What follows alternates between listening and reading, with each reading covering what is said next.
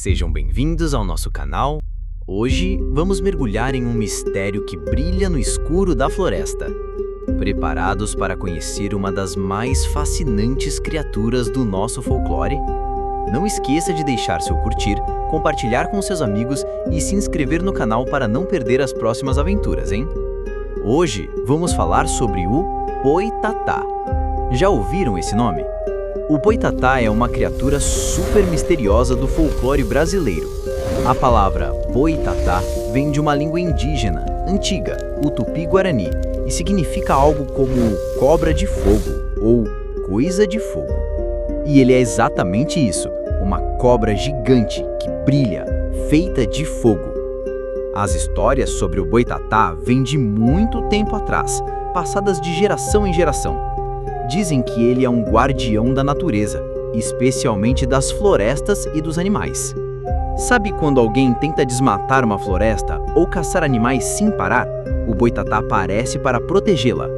Existem várias versões da lenda. Uma delas conta que há muito tempo houve uma enchente tão grande que cobriu quase tudo. Muitos animais morreram afogados e uma cobra gigante conseguiu se salvar comendo os olhos dos bichos mortos.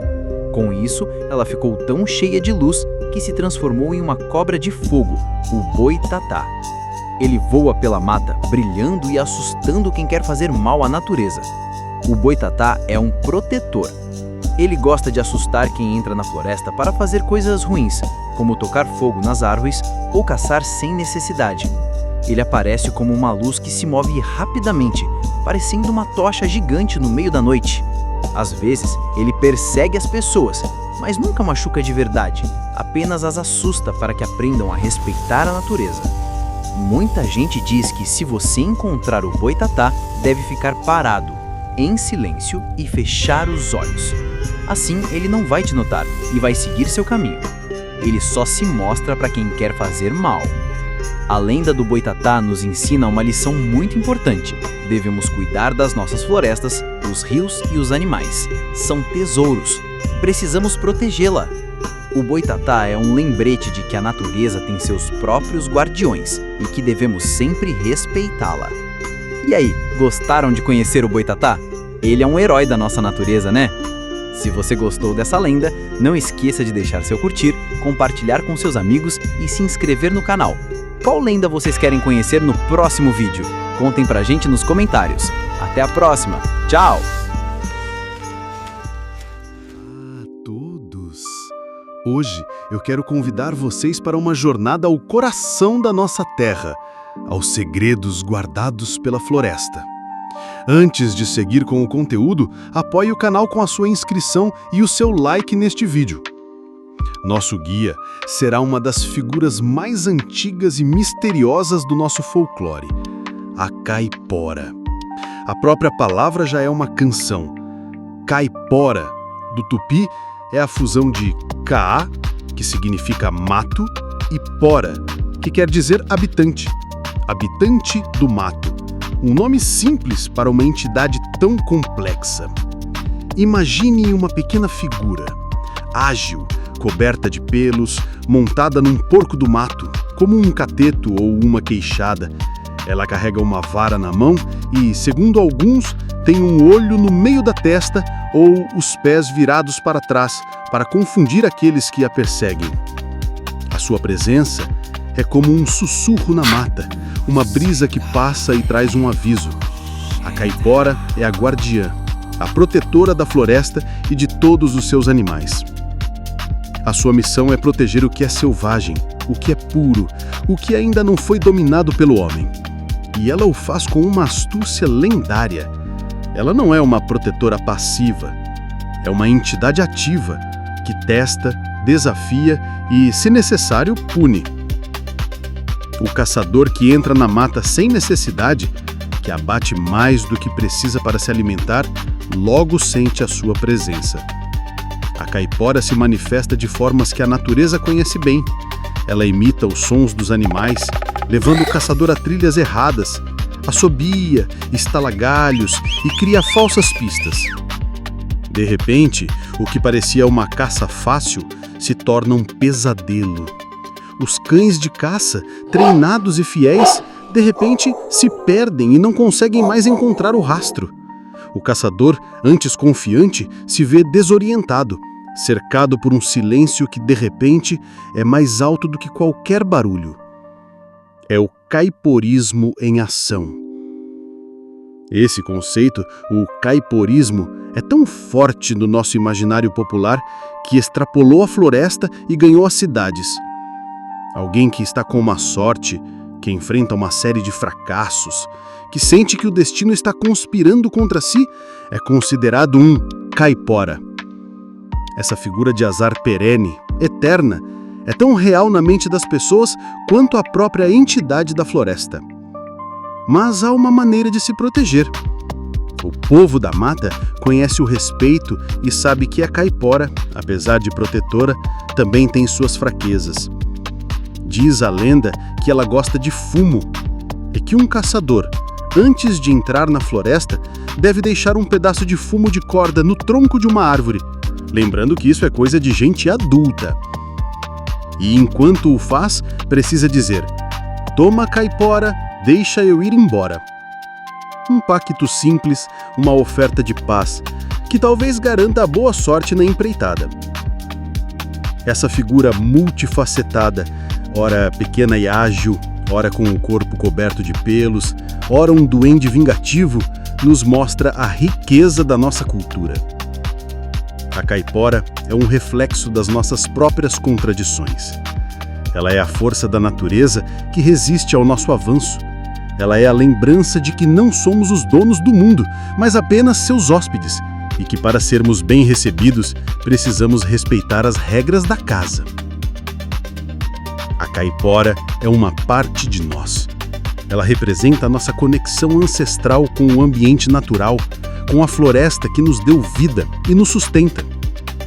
Ela nos ensina que a sorte, o azar, a vida e a morte estão intimamente ligados ao respeito que temos por aquilo que é maior do que nós. Então, da próxima vez que você ouvir um barulho estranho na mata, que sentir um arrepio na espinha ou que enfrentar um dia de azar, lembre-se, talvez a caipora esteja apenas lhe dando uma lição. Uma lição de respeito, de humildade e de reverência pela beleza e pelo poder da natureza. E talvez, o que ela quer no final das contas, é apenas que a gente se lembre do nosso lugar no mundo, o de habitantes, e não de donos. Gostou do conteúdo? Se inscreva no canal para os próximos conteúdos e deixe o seu like neste vídeo se chegou até aqui. Até a próxima. Tchau! A lenda assustadora do boto que virava homem e engravidava mulheres. Você já ouviu falar de um homem sedutor que aparece nas festas de comunidades ribeirinhas, dança a noite toda, encanta todas as mulheres e, antes do sol nascer, desaparece sem deixar rastros? Pois bem, na região norte do Brasil, ele é bem conhecido. E sua identidade é um dos segredos mais famosos do nosso folclore. Essa é a lenda do boto cor-de-rosa, uma história que explica os filhos sem pai e mistura romance com mistério e um toque de medo. O protagonista é o boto, um animal dócil e inteligente, mas que, na lenda, ganha uma personalidade traiçoeira. Segundo a tradição, em noites de festa, especialmente durante as celebrações de Santo Antônio, São João e São Pedro, o boto se transforma. Ele sai da água e assume a forma de um homem bonito, charmoso e de fala mansa. A única coisa que ele não consegue esconder são suas narinas, que ficam no topo da cabeça. Para disfarçar, ele usa sempre um chapéu, que jamais tira. O objetivo dele? Seduzir a mulher mais bonita da festa ou uma moça virgem. Ele a leva para um lugar isolado, a engravida e, com a mesma rapidez que surgiu, ele volta para o rio, desaparecendo completamente. A mulher, que ficou sozinha e com um filho a caminho, não consegue provar que o pai é um ser mágico. Por isso, a história se popularizou para dar uma explicação para crianças que nasciam sem saber quem era o pai. Mas de onde vem essa história?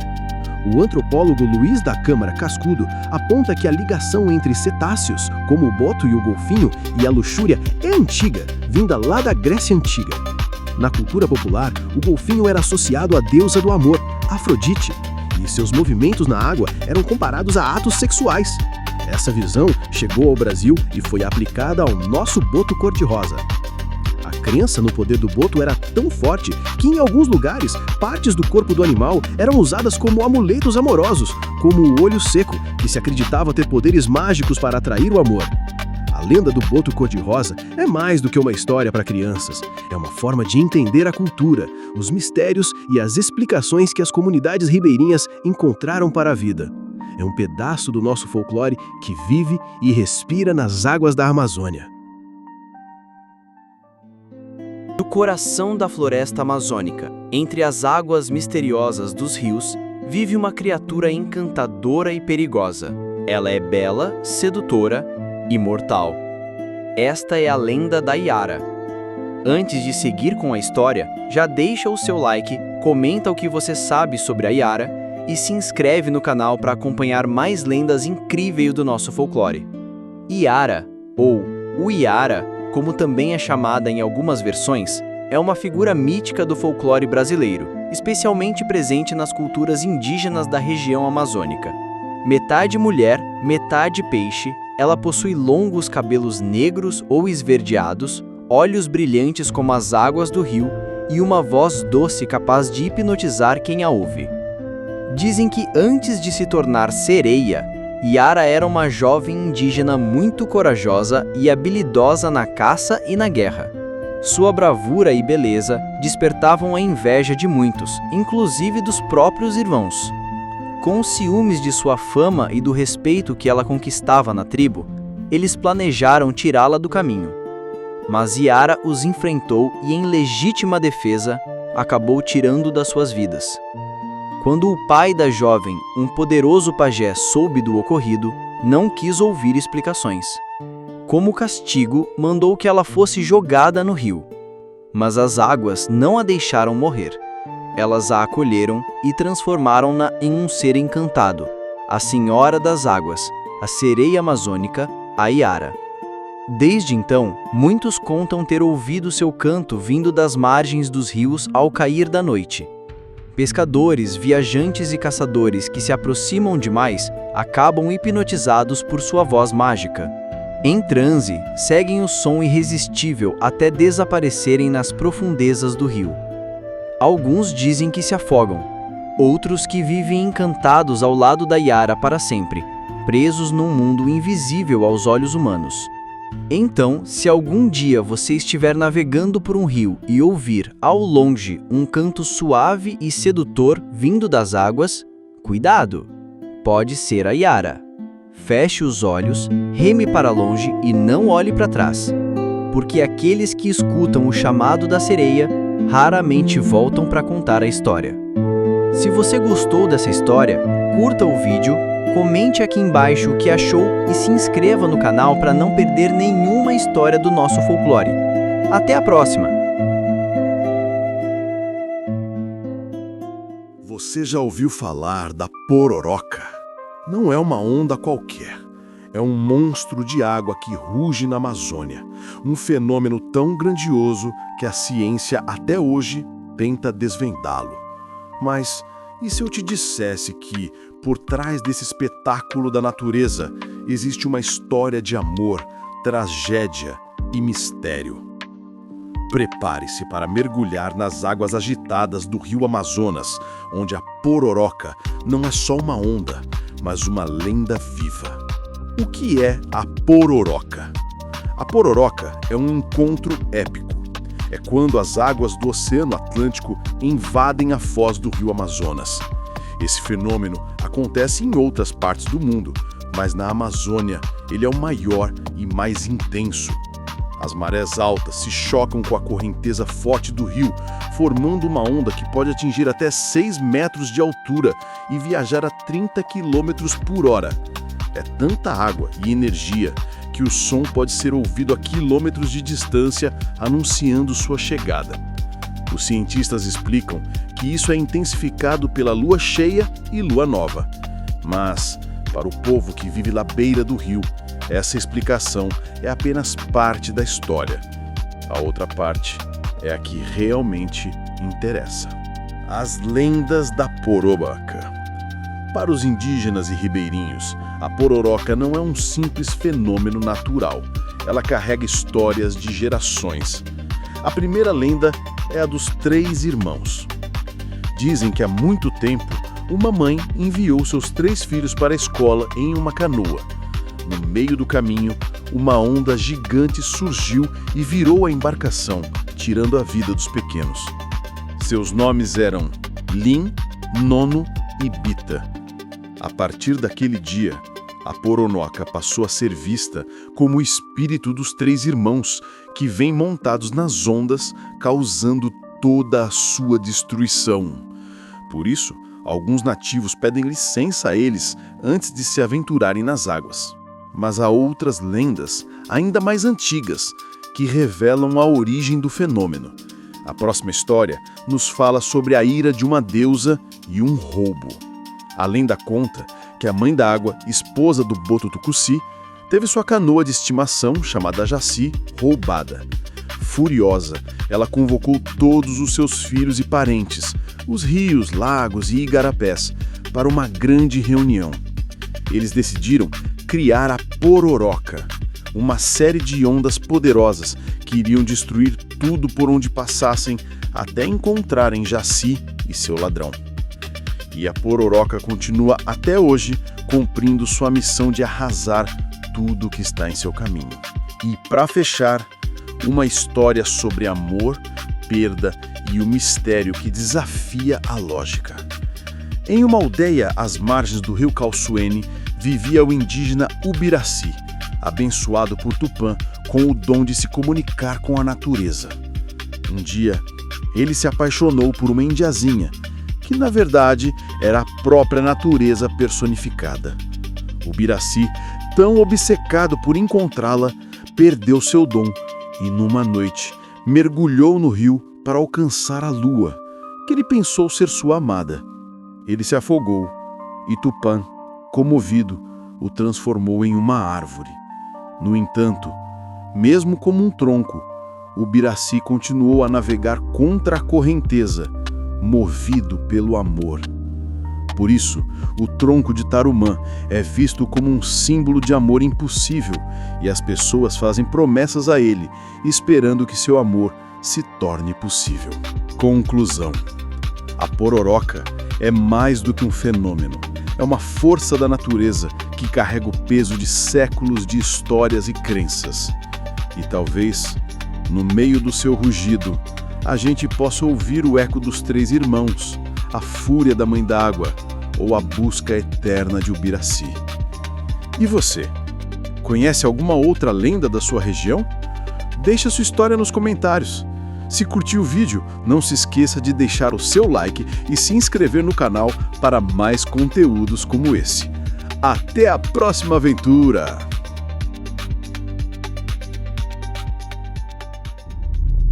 A lenda do Curupira, o guardião da floresta. Você já se perdeu na floresta? Ou ouviu sons estranhos que vinham de lugar nenhum? Olá, pequenos exploradores da natureza! Hoje vamos conhecer um ser muito especial que protege as nossas florestas, o Curupira. Não se esqueça de deixar o seu gostei e se inscrever no canal para mais aventuras. Nas profundezas da Amazônia e de todas as matas do Brasil, onde a vida selvagem é abundante e as árvores tocam o céu, vive um ser com um segredo.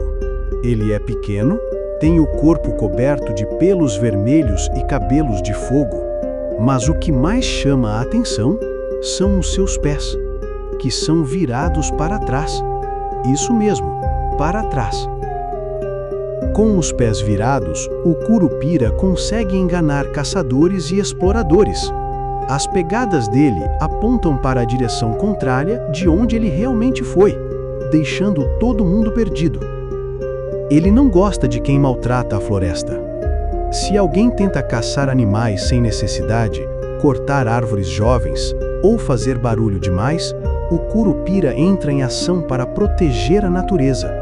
Ele assobia, imita vozes de animais e faz sons para atrair e depois desorientar os intrusos. Ele pode até sumir com as trilhas. Só os protetores da natureza conseguem vê-lo e às vezes até fazer um pacto com ele, oferecendo fumo e cachaça. Mas isso é coisa de adulto, viu? A lenda do curupira nos ensina a respeitar a natureza, os animais e a importância de cuidar do nosso planeta. Ele é um herói verde, sempre atento. Você sabia que muitas comunidades indígenas acreditam no curupira até hoje? E ele é um dos seres mais antigos do nosso folclore? Se você encontrasse o curupira, o que você faria para mostrar que ama a natureza? Conte pra gente nos comentários. E assim conhecemos o poderoso curupira, o guardião que defende nossas florestas com seus pés para trás. Muito obrigado por assistir e aprender mais sobre o nosso folclore. Espero que tenham gostado. Não esqueça de se inscrever para não perder os próximos vídeos, deixar seu gostei e ativar o sininho. Até a próxima e que a magia da natureza esteja com você. O mistério da Cumacanga, a lenda da cabeça de fogo. Já imaginou uma criatura que, à noite, se separa do próprio corpo e voa pelos céus como uma bola de fogo? O nosso folclore é rico em lendas, mas poucas são tão assustadoras e fascinantes quanto a da Cumacanga. Hoje vamos mergulhar na história dessa figura lendária que aterroriza as noites do Pará e do Maranhão. A Cumacanga, ou Curacanga, como é conhecida no Maranhão, é a lenda de uma mulher que, por uma maldição, tem a cabeça separada do corpo. Enquanto o corpo dorme em casa, a cabeça se transforma em uma bola de fogo e voa pela noite, assustando quem a encontra. Mas quem são essas mulheres? A lenda diz que podem ser a concubina de um padre ou, em uma versão muito mais popular, a sétima filha de um casal. Você chegou até aqui? Que tal se inscrever no canal para mais conteúdos como estes? A lenda da sétima filha é especialmente forte. Antigamente, dizia-se que, se uma família tivesse 7 filhas mulheres, a última nascida estaria destinada a se tornar a Cumacanga. A única forma de quebrar a maldição seria a filha mais velha batizar a caçula, tornando-a sua madrinha. É um conto que carrega uma forte mensagem sobre parentesco e destino, mostrando como o laço familiar podia ser a salvação. O elemento do fogo na lenda não é por acaso. Ele está presente em muitos mitos de punição e transformação ao redor do mundo. Na Cumacanga, a cabeça de fogo simboliza não apenas a maldição, mas também a alma errante, a busca por algo que foi perdido ou a punição por um pecado. É a representação de algo que se solta do corpo e da razão, voando sem rumo e sem controle. A lenda da Cumacanga é um lembrete do quanto nosso folclore é rico e misterioso. Ela não é apenas uma história de terror para assustar crianças. É um mito que fala sobre laços de família, punição e, acima de tudo, a força inexplicável da natureza e do sobrenatural. E você, acredita nessa lenda? Deixe seu comentário e compartilhe com a gente de qual cidade você está assistindo esse vídeo. Até a próxima. Tchau! A lenda do açaí tem suas raízes na tradição oral dos povos indígenas da região norte do Brasil, sendo especialmente associada ao território onde hoje se encontra a cidade de Belém, no estado do Pará. De acordo com a narrativa, existia naquela região uma tribo, cuja população crescia rapidamente. Esse aumento demográfico tornou cada vez mais difícil obter alimentos em quantidade suficiente para atender às necessidades de todos. Diante dessa situação, o cacique da tribo, Itaqui, tomou uma decisão extrema para conter o crescimento populacional. Determinou que todas as crianças nascidas a partir de certa data deveriam ser sacrificadas. Essa medida, embora drástica, foi considerada por ele a única forma de evitar a escassez de mantimentos. O tempo passou e, em determinado momento, a decisão do cacique afetou diretamente sua própria família. Sua filha, Iaçã, deu à luz uma criança que, seguindo as ordens do avô, foi sacrificada. Profundamente abalada pela perda da filha, Iaçã isolou-se em sua oca, chorando incessantemente durante vários dias e noites. Em sua dor, Iaçã dirigiu suas preces a Tupã, divindade suprema dos povos indígenas, suplicando para que seu pai encontrasse uma alternativa que permitisse alimentar a tribo sem a necessidade de sacrificar crianças. Sensibilizado pelo sofrimento da jovem, Tupã decidiu intervir. Certa noite, Iaçã ouviu um choro de criança vindo do lado de fora de sua oca. Ao sair, surpreendeu-se ao ver sua filha ao lado de uma palmeira. Tomada pela emoção, correu para abraçá-la, mas de forma misteriosa, a criança desapareceu em seus braços. Tomada por uma tristeza ainda maior, Iaçã chorou copiosamente ao longo da noite. Pela manhã, seu corpo foi encontrado junto à palmeira, com um semblante sereno e um leve sorriso nos lábios. Seus olhos permaneciam abertos, voltados para o topo da árvore. Ao observar a direção do olhar de sua filha, Itaqui notou que a palmeira possuía uma grande quantidade de pequenos frutos escuros. Imediatamente, ordenou que fossem colhidos. Ao processá-los, obteve-se uma bebida espessa e avermelhada, que serviu de alimento para toda a tribo e pôs fim ao período de escassez. Em homenagem à filha, o cacique decidiu nomear a árvore e seu fruto como açaí, palavra que corresponde ao nome Iaçã, escrito de forma invertida. A partir desse momento, o alimento passou a fazer parte da cultura alimentar da tribo, levando o Itaqui a revogar sua ordem de sacrifício infantil. Dessa forma, o açaí tornou-se símbolo de fartura e prosperidade para os povos indígenas da região.